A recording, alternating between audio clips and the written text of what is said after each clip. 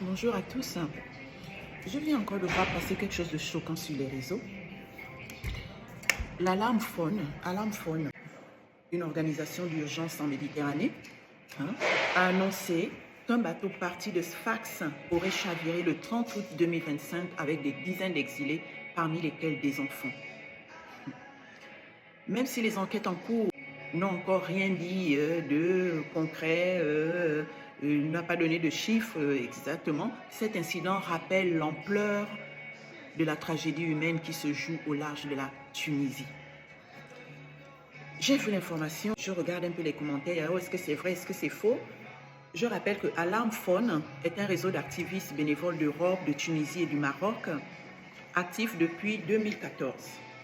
C'est une ligne d'urgence 24 heures sur 24 destinée aux migrants en détresse en mer. Donc, soit c'est les migrants eux-mêmes qui appellent, soit leurs parents. En fait, Alarm Phone ne fait pas directement de sauvetage elle-même, mais elle reçoit les appels. C'est donc, comme je disais, une ligne d'urgence. Elle reçoit les appels, elle relaie les coordonnées aux gardes-côtes et aux ONG compétentes. Donc, elle alerte les autorités et les médias si aucune action n'est prise. En fait, sans Alarm Phone, les bateaux de sauvetage ne sauraient pas où intervenir quand il y a un appel de détresse. Quand j'ai vu l'information, je me suis dit, ça doit être crédible, ça doit être crédible. À ce jour, je ne sais pas, je n'ai pas vraiment vu un article venant des médias, voilà, ou des autorités parlant de ça, des médias connus, mais je crois que l'information est crédible, c'est Alarm Phone. De toute façon, en général, vous savez, chaque fois que ce genre d'incident arrive, c'est peu couvert. C'est peu couvert par les médias internationaux. Sachant que le projet de l'OIM, c'est l'Organisation internationale pour les migrations, a recensé en 10 ans, donc de 2014 à 2024, a recensé 24 500 morts ou disparus rien qu'en Méditerranée centrale. Vous voyez. Ce qui m'a amené à m'interroger sur les causes profondes de cette hécatombe. On s'est dit, mais qu'est-ce qui se passe? Pourquoi, que ce soit les Occidentaux, que ce soit les gouvernements africains, pourquoi personne n'arrive à mettre fin à ce fléau? J'ai noté 3 causes profondes. Pourquoi les jeunes fuient l'Afrique et au péril de leur vie, pour risquer leur vie en Méditerranée? 1. L'instabilité économique et sociale en Afrique. Hein? C'est l'une des causes, la cause principale, pourquoi les jeunes donc fuient leur pays pour aller s'aventurer en Méditerranée. 2. La deuxième cause, c'est quoi? C'est le fonctionnement des réseaux de passeurs. Le réseau de passeurs, dans ce réseau de passeurs, il y a même des Africains. Il y a des Africains dedans qui vont leurrer leurs frères en Afrique. Ils sont de connivence avec les passeurs, les mafieux des autres pays, ces mafieux qui ont des embarcations de fortune. Ils leur demandent des sommes allant de 5 000 dollars, 5 000 euros à 10 000 euros, en leur promettant de leur faire arriver, de leur trouver l'Eldorado où aller, puisque ces jeunes sont effectivement en quête d'Eldorado.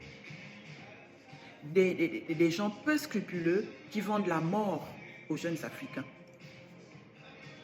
La troisième cause, c'est les politiques migratoires restrictives. Qu'est-ce que j'entends par là? Ce sont des politiques d'externalisation des frontières que l'Union européenne a mis en place. Donc, l'Union européenne a signé des accords avec des pays comme la Libye, la Tunisie, le Maroc, la Turquie, pour déléguer le contrôle migratoire en dehors du territoire européen. Donc, l'Union européenne finance ces pays-là, il les finance et les équipe en patrouille maritime, en surveillance ou alors en centre de rétention. Oui. Et en échange, ces pays doivent empêcher les migrants de traverser la Méditerranée. Et ils doivent aussi accepter d'accueillir les exilés qui sont interceptés. Vous voyez? Bien que ces politiques migratoires, ces politiques d'externalisation réduisent les arrivées des migrants, mais en retour, qu'est-ce qu'on a constaté? On a constaté que ces politiques ont entraîné de graves violations de droits humains. Parce que les accords passés entre ces pays, les pays que je viens de vous citer, qu'est-ce qui se passe là-bas quand ils attrapent les migrants? Quand les migrants accostent sur leur côte, détention arbitraire, mauvais traitement, refoulements illégaux. Des refoulements illégaux, justement quand j'ai vu cette annonce de Alarm Phone, un bateau parti de Sfax a chaviré. Donc le bateau est parti de Tunisie. Quand ils les font partir, ben, ils se foutent pas mal. Hein? Que les embarcations soient de fortune ou pas, allez, on les met, on les embarque des chaloupes percées. Bref, refoulements illégaux. Autre chose, en général, qu'est-ce qu'ils font? Ils laissent ces migrants, ils les laissent dans des pays instables comme la Libye, où ils sont vulnérables à tout genre de trafic. Trafic d'esclaves en plein 21e siècle, trafic d'esclaves, des violences, je ne vous dis même pas. Je suis sûr que vous, comme moi, vous voyez ce qui se passe sur Internet. Des traitements inimaginables. On ne peut pas s'imaginer qu'on peut traiter son semblable actuellement, où les gens se disent modernes. On voit ce qui se passe. L'esclavage des Noirs dans ces frontières-là, les pays que je viens de vous citer. Après avoir lu ça, on s'est dit, que faire? Que faire? Quelle solution adopter? Je me suis assise, j'ai pris mon temps, j'ai pris mon stylo, j'ai vu les articles, tout ça, essayé de lire avec tout ce que je lis depuis le temps. Je me suis assise, j'ai dit, mais enfin, je viens d'énumérer les 3 causes profondes qui sont à l'origine de ce qui se passe en Méditerranée.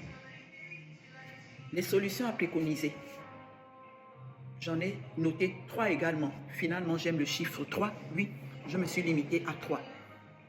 Première solution qui peut être envisagée quand même, c'est tout simplement les voies légales. Les pays occidentaux, ces pays européens pourraient renforcer les visas humanitaires ou les quotas de visas pour les personnes exilées.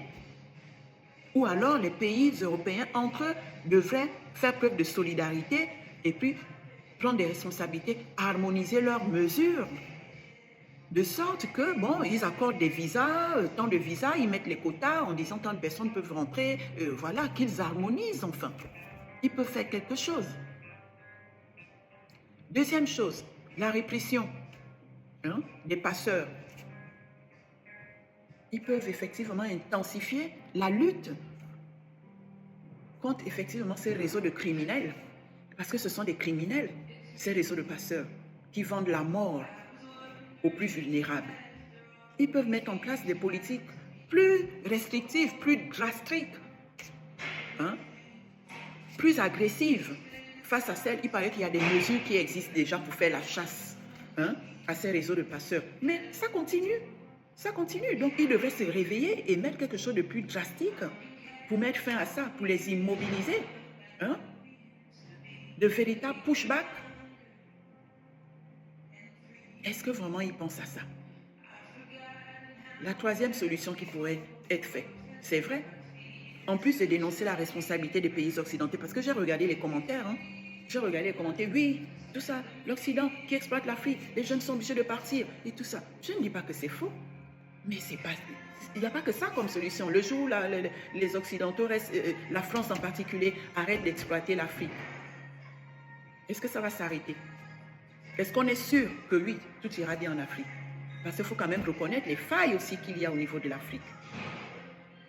C'est la raison pour laquelle, en plus de dénoncer la responsabilité des pays occidentaux et des réseaux de passeurs, il est pour moi aussi crucial de réfléchir à ce que les gouvernements africains pourraient eux-mêmes mettre en place pour limiter ces drames. Voilà quelques préconisations réalistes que j'ai notées. Je ne suis pas économiste, loin de là. À mon humble avis, j'ai noté 5 perspectives que les gouvernements africains pourraient offrir aux jeunes. Créer des emplois locaux, développer des politiques industrielles, agricoles et numériques pour absorber la jeunesse diplômée et non diplômée. Investir dans la formation et l'entrepreneuriat, appuyer les micro-projets, start-up et coopératives pour que les jeunes trouvent des alternatives à l'exil. En 2, gérer les ressources de manière souveraine. Je le dis pourquoi? Parce qu'il y a plusieurs articles, là je vais prendre le cas du Sénégal, où on parle justement de ce problème au Sénégal, où il faudrait lutter contre la surpêche et l'exploitation étrangère. Apparemment, il y a plein de sociétés de pêche, plein de sociétés étrangères de pêche au Sénégal qui privent les pêcheurs sénégalais, les pêcheurs africains de revenus. Et aussi, le gouvernement, les accords entre le gouvernement et ces sociétés sont tellement inégaux qu'effectivement, ce sont les pêcheurs locaux qui sont sacrifiés. Pourquoi ne pas négocier des partenariats équitables avec l'Europe et notamment la Chine, qui est maintenant très présente en Afrique également? Il serait bien que les gouvernements négocient des partenariats équitables afin que la richesse des sols et des mers bénéficie d'abord aux populations locales. En 3, renforcer la gouvernance et la justice sociale. Et oui, lutter contre la corruption. Non? Lutter contre la corruption, ça, je n'ai même pas besoin de le détailler, tout le monde sait de quoi je parle. Investir dans les zones rurales et périphériques pour réduire les inégalités régionales qui alimentent la migration forcée. Oui, il y a certaines zones d'Afrique, les climats sont tellement, c'est la sécheresse. Les crises, on n'a pas de crise climatique, rien ne pousse. Les terres arides, les jeunes ne peuvent rien faire, pas d'agriculture, rien du tout. Qu'est-ce qu'ils sont? Exil forcé, migration forcée. Il faudrait toujours, dans l'objectif de renforcer la gouvernance et la justice sociale, il faudrait effectivement garantir un état de droit et la stabilité politique dans les pays africains afin de donner confiance aux citoyens dans leur avenir national. En 4, protéger et informer les candidats à l'exil. Ah oui, les campagnes de sensibilisation. Pourquoi ne fait-on pas de campagne de sensibilisation au niveau de l'Afrique, informer sur les dangers réels de cette traversée en Méditerranée? Parler du nombre de morts, parler des conditions en Libye, quand ils arrivent à la frontière de Libye. À quoi ils s'attendent? Qu'est-ce qui va leur arriver quand ils arrivent à la frontière de la Libye? Je parle de la Libye parce qu'on a montré on montre tout le temps sur social media ce qu'il y a en Libye, mais il y a d'autres pays, les autres pays aussi, les Turquies et les autres, tout ça. Comment les Noirs sont traités là-bas?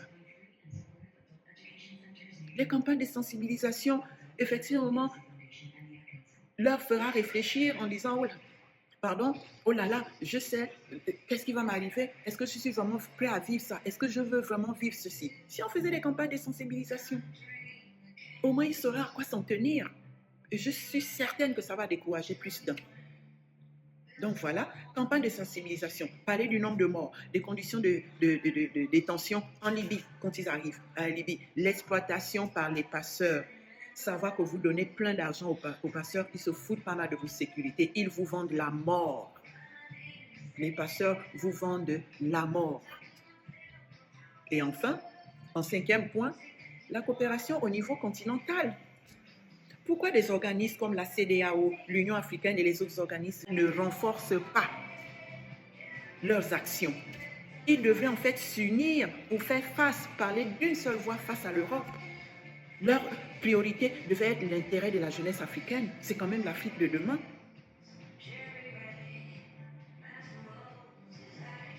La CEDEAO, enfin, l'Union africaine, vous êtes quand même au courant de ce qui se passe en Méditerranée. Pourquoi ne pas négocier toutes ces organisations que vous êtes, CEDEAO, l'Union africaine, toutes les autres organisations, négocier ensemble pour réclamer davantage de visas de travail légaux, par exemple, ou alors des programmes d'échange et de mobilité circulaire. Tout ça pour le bien-être de l'Afrique, pour le bien-être des jeunes Africains, pour l'avenir de l'Afrique. On s'est dit, mais enfin, je ne suis pas économiste. On prend quand même le temps de s'asseoir et puis d'énumérer et dire, mais ça ne va pas, pourquoi ne trouvons pas de solution? C'est pas marrant, enfin, tout le temps, comme ça, d'apprendre un bateau à chavirer, des pauvres jeunes, il y a même des enfants. Et cette image, regardez bien, vous verrez, aller sur les réseaux sociaux, vous allez voir cette image, le poste venant de Alarm Phone, vous voyez les images, quelqu'un qui tient un bébé. Ils sont là dans les, je ne sais même pas, les espèces de bouées, ils tiennent les bébés. Imaginez un petit peu. Donc, en conclusion, ce naufrage au large de la Tunisie n'est pas un fait isolé. C'est un drame structurel. Des milliers de personnes, souvent des jeunes sans avenir, traversent des mers dangereuses pour échapper à la misère et à l'instabilité de leur pays. La solution ne réside pas dans des frontières fermées, mais dans des voies légales, dans une humanité restaurée, dans les opérations de sauvetage et dans une lutte honnête contre les passeurs. Et bien sûr, à mon humble avis, et prioritairement dans le développement local. Moi, c'est ce que je pense, à mon humble avis. Prioritairement dans le développement local. Et oui, les gouvernements africains devraient investir dans l'avenir des jeunes, la bonne gestion des ressources, la transparence, l'information et la coopération régionale. Cela limiterait l'exil subi et transformerait la migration en choix et non en fuite. Et oui, parce que ces jeunes fuient la misère du pays. Ils sont prêts à mourir pour fuir la misère au pays. Il faut agir pour que la mer cesse d'être un cimetière. C'est ce que je voulais dire aujourd'hui.